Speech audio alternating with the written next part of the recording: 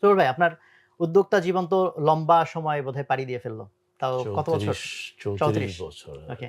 আমরা ১ম এ এটা বলতে চাই যে আমাদের এখন তো উদ্যোক্তাদের মধ্যে একটা ট্রেন্ড আছে, গ্লোবাল একটা ট্রেন্ড যে খুব ইয়াং বয়সে মানুষ এন্টারপ্রেনিউরশিপ এ যাচ্ছে। তো সেক্ষেত্রে জাকারবার্গ টাইপের যদি আমরা চিন্তা করি ২০ এর ঘরে উদ্যোক্তা লাইফ এ যাচ্ছে। আর আপনি উদ্যোক্তা হিসেবে ৩৪ বছর পার করে ফেলেছেন। সো ১ম যে প্রশ্নটা আমি করতে চাই যে এটা খুব কমন কোয়েশ্চেন যে what is the right age? মানে কোন বয়সটাতে শুরু করাটাকে রাইট মনে করেন? বা কোন ক্ষেত্রে কোনটা বেশি ভালো প্রযোজ্য? কেউ মনে করে আর্লি স্টুডেন্ট থাকা অবস্থায়, কেউ মনে করে চাকরি-বাকরি কিছুদিন করব, এক্সপেরিয়েন্স হবে, তারপর হয়তো যাব। আর এই প্রশ্নটার সাথে আপনার স্টোরিটা আপনি কখন শুরু করেছিলেন এবং ওইটাকে আপনি রাইট মনে করেন নাকি এখন কোন ভিন্ন দৃষ্টিভঙ্গি তৈরি হয়েছে? এই না, অংশটুকু। না। ১ম ধন্যবাদ। আমার মনে হয় খুব চমৎকার একটা প্রশ্ন। কারণ হচ্ছে যে কোন সময়টা বা কোন বয়সে উদ্যোক্তা হিসেবে যাত্রা শুরু করা উচিত, এটা কিন্তু কোনো স্পেসিফিক কোনো বয়স নেই। হু, হু, এটা কেউ ১০ বছরও করতে পারে, কেউ ১২ বছরও করতে পারে, কেউ ৫০ বছরও করতে পারে, কেউ ৮০ বছরও করতে পারে। হু, হু, ব্যাপারটা হচ্ছে রাইট, যেটাকে আমরা বলি যে রাইট ট্যাগিং। হু, হু, মানে আমার কোন সময়ে কোন স্টেপটা আমাকে নিতে হবে। আমি রাইট সময়ে যদি রাইট স্টেপটা নিতে পারি তাহলেই কিন্তু সাকসেস হওয়ার সম্ভাবনা থাকে। হু, হু, কারণ আপনি সবসময় কিন্তু যেমন আমি যদি বলি আমি ১৯৯০ তে যখন আমি যাত্রা শুরু করি সেই একদম প্রারম্ভিক সময়ে জানুয়ারি বা ওই সময়ে যদি আমি কম্পিউটার ব্যবসা দিয়ে শুরু না করতাম তাহলে হয়তো আমি কিন্তু এত সহজে সফলতাটা হয়তো নাও পেতে পারতাম। হ্যাঁ, ওই সময় আবার আসলে আরেকটা রাইট মজার আইডিয়া। ব্যাপার হচ্ছে আজকে আপনার রকমারিতে এসে আমার কিন্তু মনে হলো আমি অনেক সময় ভুলে যাই। হুম। আমি কিন্তু ১ম শুরু করেছিলাম ড্যাফোডিল পাবলিকেশন। এটা কিন্তু আমার এতক্ষণও মনে ছিল না। আচ্ছা। কিন্তু আপনার সাথে কথা বলার পরে যখন আপনার এই পাবলিকেশনস হাউসের করলাম, তখন হঠাৎ করে আমার ক্লিক করলো হুম, যে আমিও কিন্তু ১ম ধরে নিয়েছিলাম যে আমি এটা পাবলিকেশনস দিয়ে শুরু করব। তারপর আস্তে, আস্তে পুঁজি হবে। হুম, সেই পুঁজি থেকে আমি ব্যবসা শুরু করব।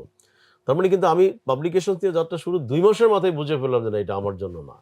কারণ বিকজ ওই সময় আমার পাবলিকেশনস এক্সপেরিয়েন্স ছিল না। দেন আমার কাছে মনে হলো আমি তো যাত্রা শুরু করে দিয়েছি। হুম, হুম। I declare myself I am an entrepreneur. তখন সো তো অলরেডি আপনার পড়ালেখা শেষ। হ্যাঁ, পড়ালেখা শেষ এবং আমি হুম, রেজাল্ট তখনও পাইনি। হুম, কারণ আমি আরেকটা বলব যে it's very peculiar and lot of people may not accept it also, not believe it also যে আমি পরীক্ষা দিয়ে তার ঐদিন রাত্রে আমি হল লিভ করি। যেদিন আমার ভাইবা পরীক্ষা হয় হুম, এবং আমাকে নিয়ে আমার বন্ধু-বান্ধবরা অনেকে কিন্তু হাসাহাসি করছে যে, "এটা কি? হুম, আরে বাবা হলে লাইফটা এনজয় করো, হুম, ফুর্তি করো, তারপরে যাও না। হলে তো you know that's until result you can stay in the hall." বা there is a lot of way আপনি কিন্তু পরীক্ষা দিয়েই হল লিভ করার কোনো স্কোপ থাকে না। There is a plenty of opportunity relax. আমি কিন্তু পরীক্ষা দিয়ে বলছি, "no, I don't like to waste any single time." Hmm, তো সেদিন এবং এমনও হয়েছে যে আমার বন্ধু-বান্ধব সবাই কিন্তু খুব দুষ্টামি করতো আমার সাথে। যে, "আচ্ছা আমি তোমার লাগেজটা আগিয়ে দিচ্ছি। আমারে ৳৫ দিও। তুমি তো ব্যবসায়ী হবা।" আমি বলেও ফেলছি যে, "আমি straight I will try to become a entrepreneur. যদি ফেইল করি দেন আমি চিন্তা করব অন্য কোথায় যাব।" হুম, হুম, তো এইজন্য আল্টিমেটলি যে কথাটা আপনার কাম টু দ্য পয়েন্ট যে আমরা আসলে বয়সটা কিন্তু ফ্যাক্টর না। ইনিশিয়েটিভ নিতে হবে রাইট টাইমে। কখন ক্লিক হয়? ক্লিক যেকোনো সময় হইতে পারে।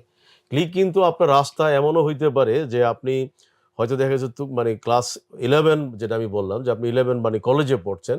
কিন্তু আপনার ওই সময় হঠাৎ করে কোনো একটা উদ্যোগ কিন্তু আপনার মনে হচ্ছে যে না this is the right time. আপনি একটা অফার করছেন। আপনি একটা রকমারির একজনকে আপনি হুট করে হয়তো আপনি কোনো একটা ডিস্ট্রিক্টে কথা বলার সময় একটা ইয়াং ছেলেকে আপনার পছন্দ হইলো। সে হয়তো বলল যে, "ভাইয়া আমার তো এই ধরনের একটা সেটআপ আছে। আমি এখন কলেজে পড়াশোনা করছি। আমার উদ্যোক্তা হওয়ার স্বপ্ন। তো আমি কিন্তু এই টাইপের কিভাবে ব্যবসাটা শুরু করতে?" আপনি তাকে বললেন যে, "তোমার স্পেস আছে?" "হ্যাঁ।" "কোথায় আছে এত?" "কত স্কয়ার ফিট?" "এত।" "তুমি কালকে শুরু করো। আমি তোমাকে সবকিছু দিয়ে দিচ্ছি। আমার equipment, furniture, shelf everything will get it. You hmm, study." এখন ও যদি মনে করে না ভাইয়া আমি তো কলেজটা পড়াশোনা করি, ইউনিভার্সিটি যাই। হুম, ইউনিভার্সিটি হুম, যখন যাবেন তখন কিন্তু সে হয়তো আপনার সাথে দেখা করার সুযোগ পাবে না। হুম, কথা বলার সুযোগ পাবে না।